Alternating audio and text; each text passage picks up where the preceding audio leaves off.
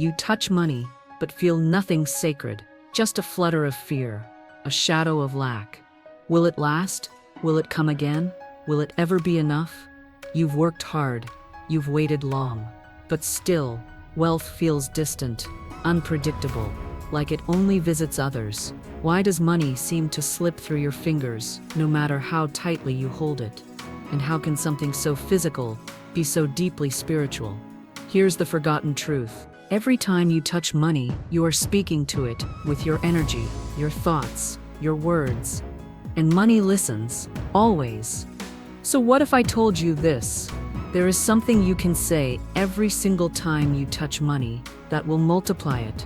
Not by chance, not by hustle, but by divine law. A law Florence Scovel Shinn taught over a century ago that still governs the invisible flow of wealth today. You're not unlucky, you're just unaligned.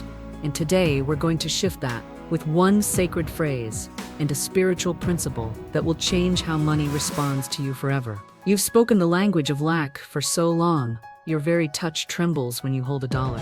You fear it, it'll vanish, that it won't be enough, that money escapes you just as fast as it appears. So let me ask you, what if your words were the gatekeepers of your fortune? What if every time you touched money, you were either commanding it to multiply or quietly instructing it to leave you? You see, most people do not lack money, they lack authority and spirit. They touch money like beggars, not creators.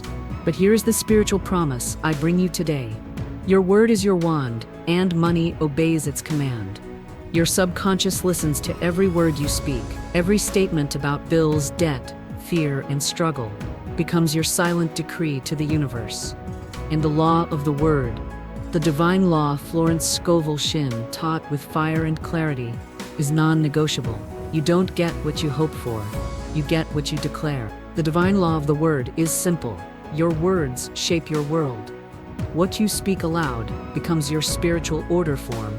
Florence said, your word is your wand, not your effort, not your worry, not your hard work, but the tone you speak in the truth you speak from the spirit you cast with every word. What it is. It is the divine principle that speech carries spiritual power. Every statement you speak about money plants a seed in the invisible. An invisible law always produces visible fruit. Why people block it. Because we speak what we see, not what we believe. We say, I'm broke, when we feel fear. I can't afford it, when we feel powerless.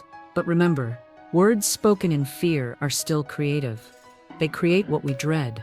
See how to shift into alignment. Speak money as if it obeys you. Touch it and say, you bless everything you touch. You return to me, increased 1,000-fold. Don't speak of what's missing. Speak of what's already unfolding. Not with fake positivity, but firm spiritual authority. Declare it until it becomes true, and watch the substance rearrange itself to meet your faith. Repeat after me, I speak wealth, and wealth hears me. I speak wealth, and wealth hears me. Money multiplies every time I bless it. Money multiplies every time I bless it. I speak from power, not fear. I speak from power, not fear. What I touch increases.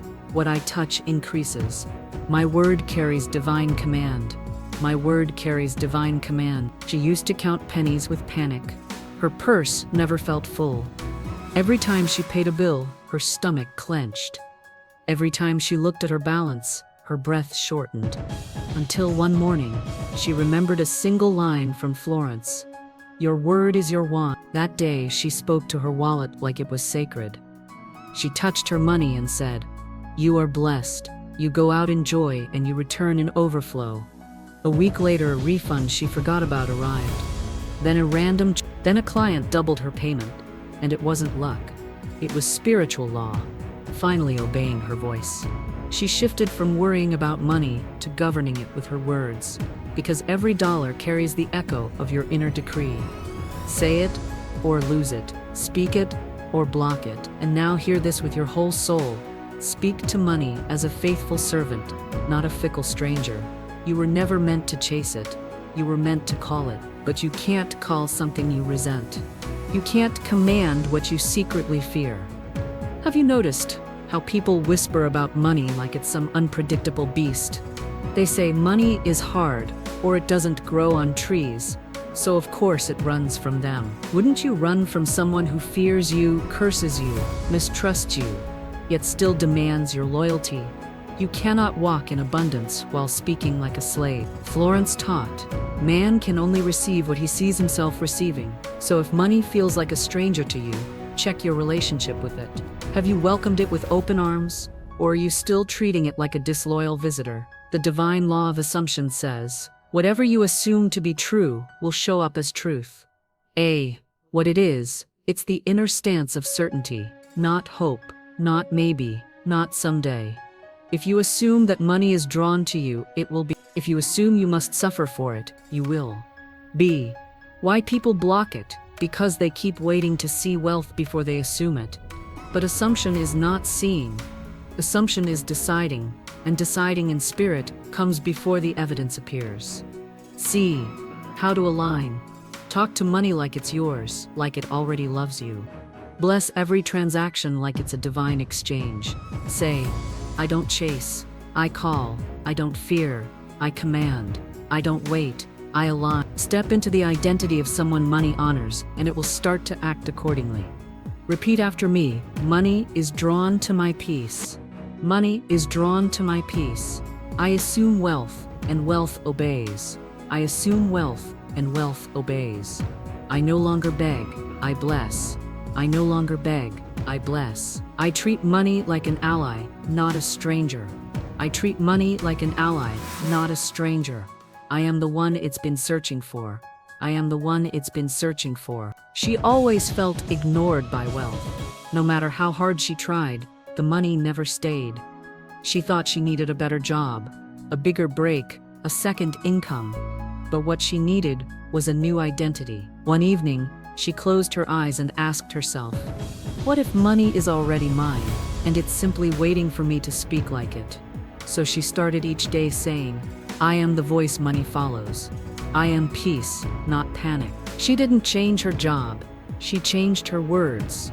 And slowly, her life rearranged to match the inner version of her that money trusted. If you fear it, you repel it. But if you assume it's yours, it begins to act like it.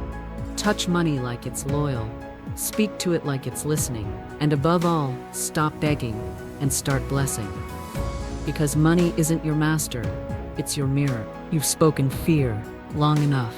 You've counted coins with trembling hands, blessing others while cursing your own wallet. But money isn't your enemy, it's your echo. And it can only return the tone you speak into it. This is your wake-up call. You will never receive what you resent. You will never multiply what you mistrust. And you will never rise while speaking words that bury you. Your word is your wand. Your assumption is your throne. Every time you touch money, you are declaring your spiritual truth. So what will it be? Lack or law? Fear or faith? Say it with fire. Say it with love. Say it like money already belongs to you, and it will begin to act like it does. Because wealth does not respond to begging, it responds to boldness. And the moment you bless what you once feared is the moment heaven's gates begin to open. So the next time your fingers touch $1, don't sigh, don't shrink, don't speak small. Instead, declare, command, align. Let your voice become the signal that summons the flood. If this stirred something in you, don't just scroll.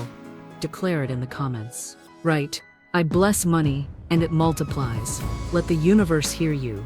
Let your soul speak, and share this with someone who's forgotten their power before their next word becomes another wall.